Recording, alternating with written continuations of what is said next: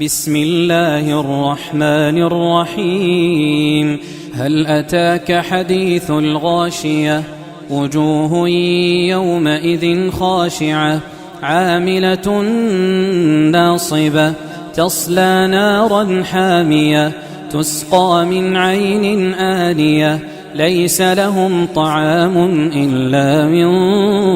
ضريع لا يسمن ولا يغني من جوع وجوه يومئذ ناعمة لسعيها راضية في جنة عالية لا تسمع فيها لاغية فيها عين جارية فيها سرر مرفوعة وأكواب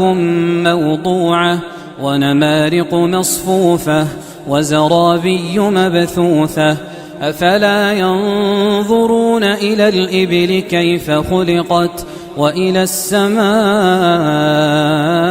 كيف رفعت وإلى الجبال كيف نصبت وإلى الأرض كيف سطحت فذكر إنما أنت مذكر لست عليهم بمسيطر إلا من تولى وكفر فيعذبه الله العذاب الأكبر إن إلينا إيابهم ثم إن علينا حسابهم